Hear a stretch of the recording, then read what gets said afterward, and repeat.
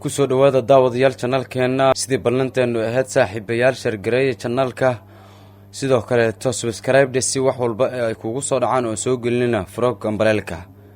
like nasar qaybta hoose ee commentiga nagula wadaag ra'yigaaga iyo waxaad jeceshahay inaan had walba kugu soo gudbino channelka mar walba waxaan kula wadaagnaa dhacdooyin markaasi dunida ka cusub oo xasaasi ah maantana waxaan idin soo gudbin doonaa oo muuqaalkan ku daawan doontaan qodob aad u xiiso badan Victoria Derbyshire aabahay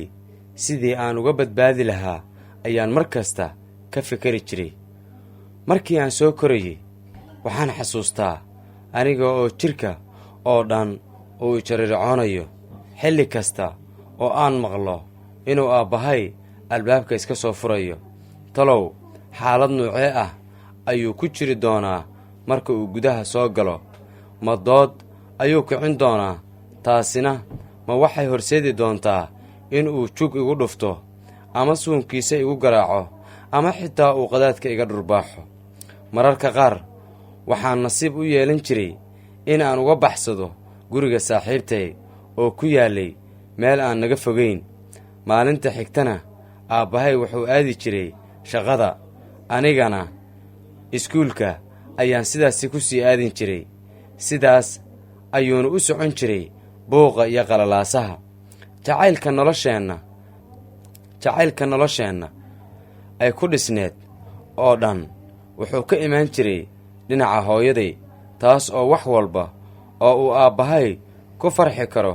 u samayn jirtay warbixintan muuqaalka ah waxaad ku arki doontaan amaad ku daawan doontaan erayo aad dibsanaysid maqalkooda markii ra'iisul wasaaraha ingiriiska nagu amray inaan dhammaanteen guryaha aan joogno fayraska corona awgiis mid ka mid ah waxyaabihii ugu horreeyey ee aan ku fikiray waxay ahayd xaaladda ay ku sugan yihiin dadka tacadiyada loogu geysto guryahooda qoysaska ay ku dhex nool yihiinna ay dhibaateeyaan sida dumarka carruurta iyo ragga guryaha lagu soo xiranayay ee halkaas joogay isbuuca ka dambeeya maxaa ku dhici doona dhowrkii bilood ee la soo dhaafay waxaan ku mashquulsanaa sidii aan wax uga ogaan lahaa xaqiiqooyinka ku saabsan qalalaasaha qoyska dhexdooda ah iyo xilliga xayiraadda waxaana ogaaday arrimo naxdin leh waxaan xitaa la kulmay haween si geesinimo leh uga soo baxsatay xaaladaha ugu adag waxaan soo booqday goobaha gabbaadka looga dhigo dadka tacadiyada lagu hayay ka soo carara waxaan waraystay dad la kulmay dhibaatooyin aysan weligood ku fikiri jirin haweeney aan magaceeda ku soo koobayno jees waxay la nooleed saygeeda oo tacaddi weyn ku hayay muddo sannado badan ah intii ay isla joogeen wuxuu weerar u geystay dhowr jeer in uu kala tuuri jiray in uu celcelin jiray in uu xukumi jiray dharka ay xiranayso iyo sida timaheeda ay ka dhigi jirtay waxay sheegtay inay fasax ka qaadan jirtay xitaa marka ay koob shaah ah soo shubanayso iyo marka ay suuliga aadayso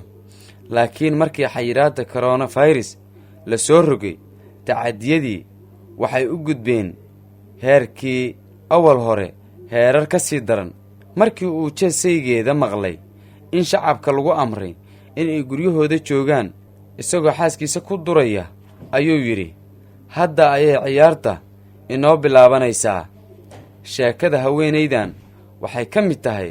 qisooyinkii ugu xanuunka badnaa ee aan maqlay waxay ii sheegtay inuu kufsaday in ka badan 100 jeer daahyada ayuu hoos u dhigi jiray tiifiga ayuu dheerayn jiray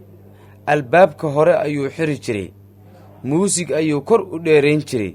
si uusan qofna u maqlin qayladeeda ayay tiri mar ay dib u xasuusanaysay waxyaabihii uu u geystay saygeeda labada lugood dhexdooda ayuu uga gubi jiray sigaarkiisa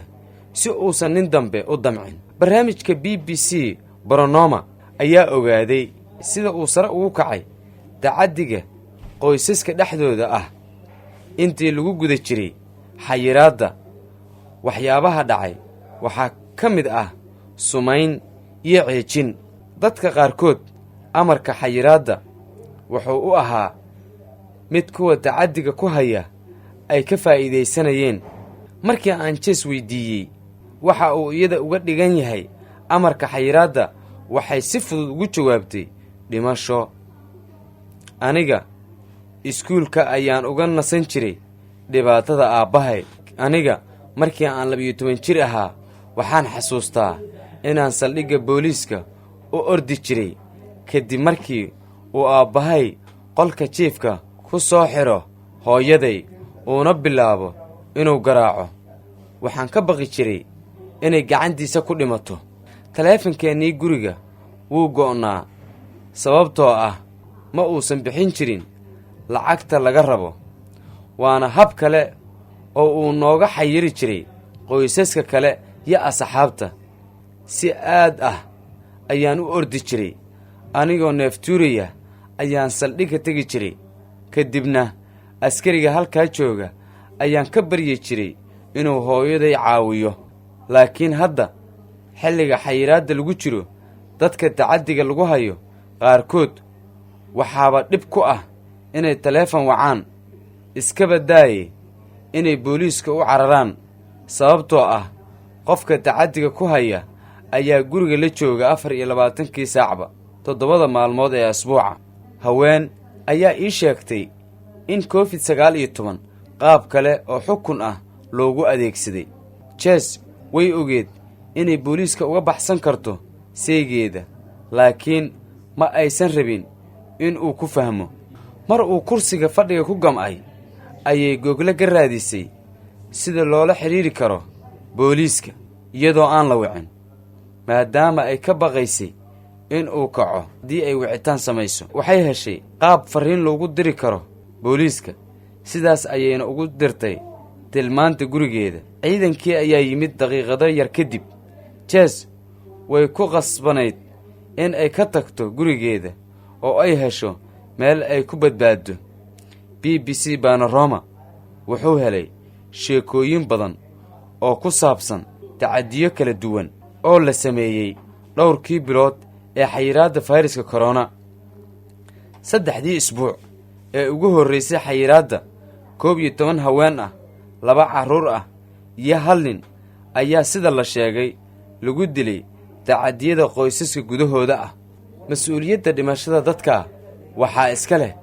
dadkii tacaddiga samaynayey, laakiin dadka noloshooda waa la badbaadin karay haddii ay dawladdu samayn lahayd dadaal dheeri ah. UK waxay hadda wajahaysaa sare u kac kale